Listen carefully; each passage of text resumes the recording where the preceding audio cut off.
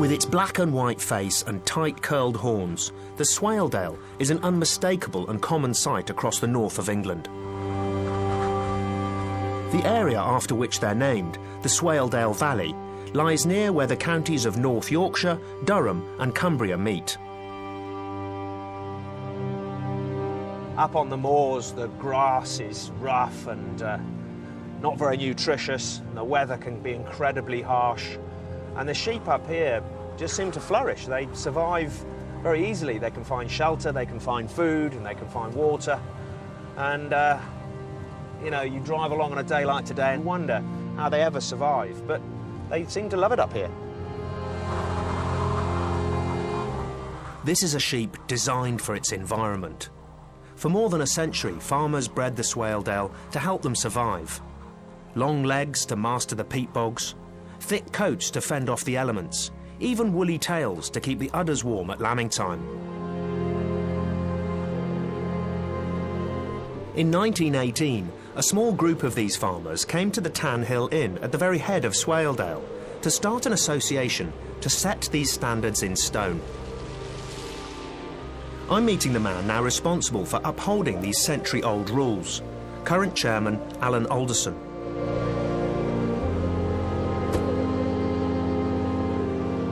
These are the records of the first formation of the association. These are them here, is it? Those are those there that were laid down. And what was so important about the formation of it? What was the idea behind it? Well, really, I believe, to promote this breed. These were the animals that would live on these hills, and this was what they had for their income. And they had to produce an animal which would keep them in business. Amazing, isn't it? All handwritten. Beautiful book. Horns and ears. Horns low set, proud and rather wide. It's amazing. But how did they nail it? You know, why did they suddenly decide, you know, we've got it. We've from all the breeding that would have gone on previously with hill breeds, suddenly the Swaledale, the guys in 1918 thought, hang on, this is the one for us. Just what the sheep itself was doing, they could produce in these harsh conditions, and this was a great mother, a terrific mother. She would rather feed the lamb than feed herself. With the blueprint written down, the Swaledale became a sheep not just for meat or wool, but for breeding. It's now arguably the most economically important hill sheep in England. The family tree of every pedigree Swaledale starts with those sheep that were designed to be perfect back in 1918. But what makes a sheep perfect is in the eye of the beholder.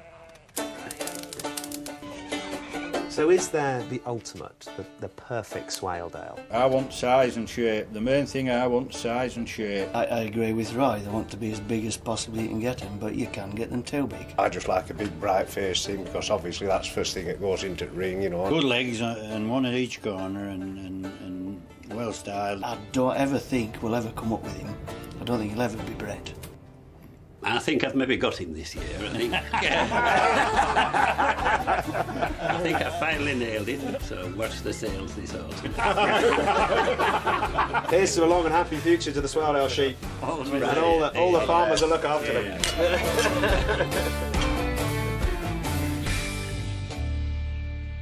So do you reckon you've got the perfect one then, Andrew? No, I haven't got the perfect one, no. No, definitely not. But trying to breed a perfect one, though. And is that what we've got here? I don't think you've got one there, no. I like this one a little bit better, but I don't know if I've got any champion. What is it about this lamb compared to that lamb that you think is better? I think his leg's a little bit better. Let's show off your pins. Yeah, this one here is a bit too white at the leg. Right. This one has a nice the classic black back. Down the back of the leg. Yeah. And white down the... and so, yeah, it's quite a nice lamb. This one has better ears, actually. So, you know, you can swap and change. It'd be nice if you could do that. You are quite fussy, you farmers, aren't you? It makes a difference. Now, talking of lambs, we've got a camera in the lambing shed, so let's go and check on the Marston's latest arrival. Oh, now, Andrew, that's looking good. The mum licking the lamb. Good bonding going on there. Yeah, doing very nicely. Well, you did answer our call for name suggestions, and Tanisha Willoughby, we loved your idea. She suggested that we call the lamb Rosie because it's got slightly rosy cheeks. What do you think? I think I've got slightly rosy cheeks as well. But, yeah, that sounds a good name.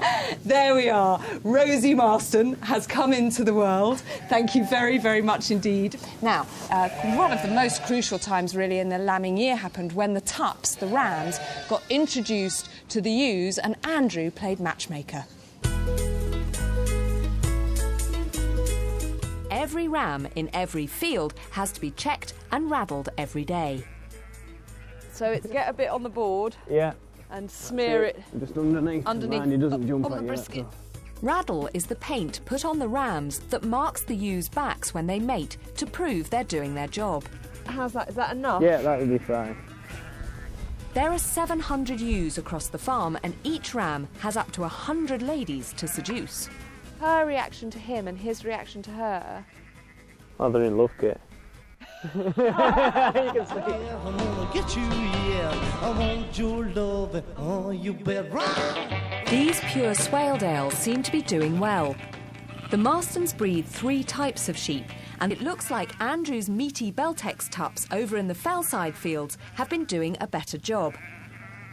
Andrew wants me to catch one to raddle and check over. Come on, mate, you need to put your makeup on.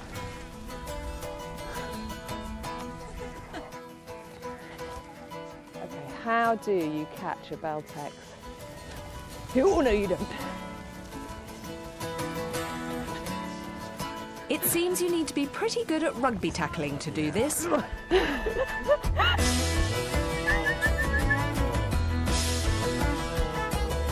Beaten, I let Rachel and Andrew show me how it's done. It seems the trick is pouncing whilst the flock is bunched up in the corner. Yes! Yeah, I know.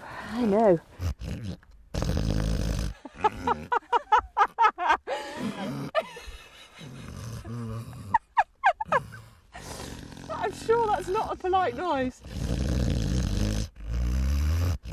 Yeah, thanks, mate.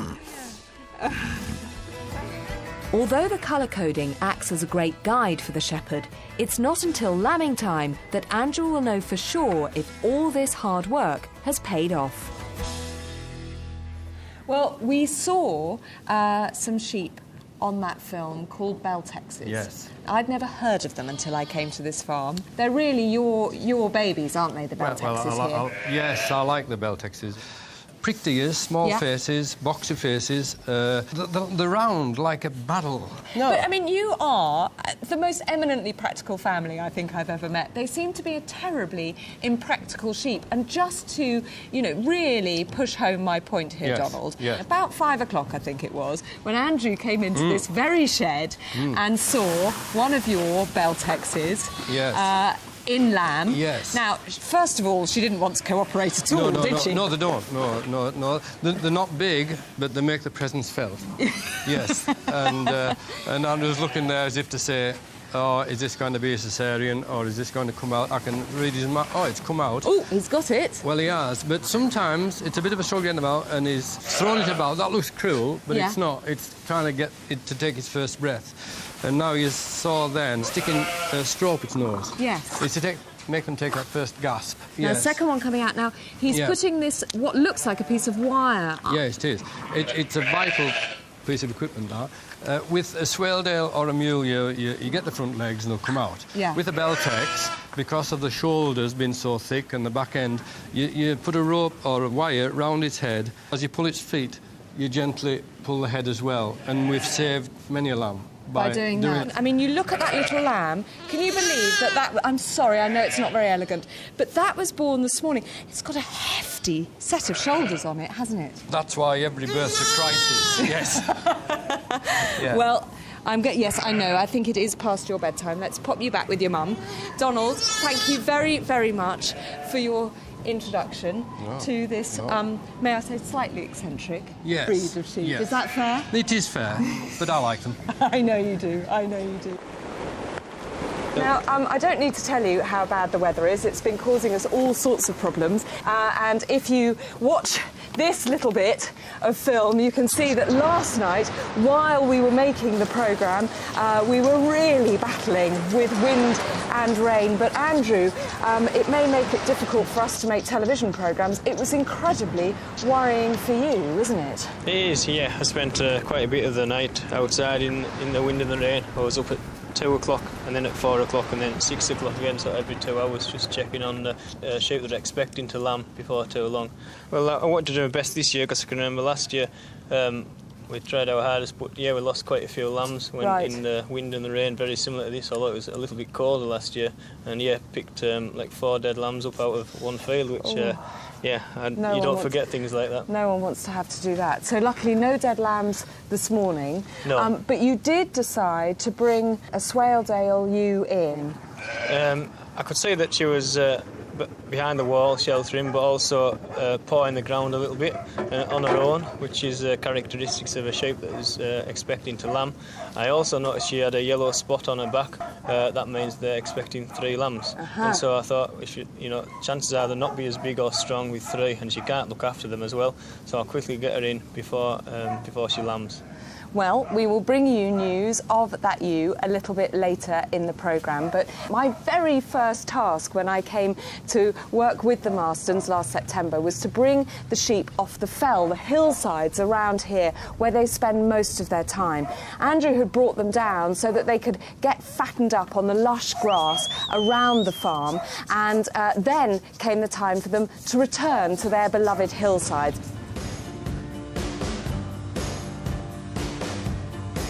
Andrew likes to return the sheep to the fell at every opportunity. The 5-mile climb will take time, but it's a vital part of a hill farmer's job.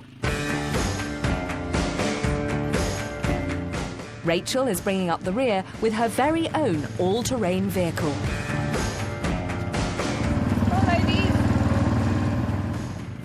The more I see of the fells, the more I appreciate the scale of a shepherd's work around here. It's a vast area of open land without fences, so just how do you stop your sheep from scattering? Well, these sheep are hefted, which means they know which bit of the fell is their territory. They have an inbred knowledge of their home, and they've also learnt to congregate every morning in one patch because they know it's where they'll be fed. Because otherwise, there's nothing to stop them disappearing for 10 miles in any direction, Well, that's right, yeah. I mean, you can look round further than your eye can see, maybe 10 miles or 20 miles in a certain direction, just where the please, but not we train the sheep to stay here, and then we can manage them better. The hope is that by feeding them at the end of the day, they won't stray too far overnight. Yeah, just put it, So just trickle it out like more or that? less as thinly as you can, really. OK. For as long as you want. Do you want the whole sack? Yeah, you might as well. Done.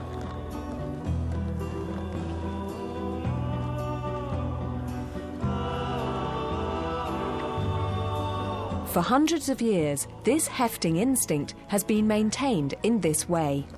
These sheep, when they lamb, presumably the lambs will then learn about the heft from their mothers. Yeah, that's right, yeah. Yeah. That's amazing.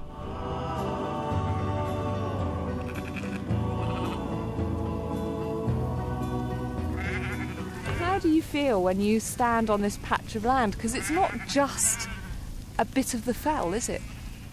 No, this isn't just a bit of the fell, this is our bit of fell. Fell that's been with the farm. All the time the farm's been there, we've had a heft of sheep there in generations before us, so it's a tradition that I'd like to keep that way as well. Well, they look very content to be back up here. I just hope they're here in the morning when we can. Yeah, that's when your great heft theory. Yeah, it might go all out the window. I'll be standing here going, gosh, hefting, amazing idea. And then we Yeah, if it works. And we're walking around the fell going, where are the blinking sheep? Yeah.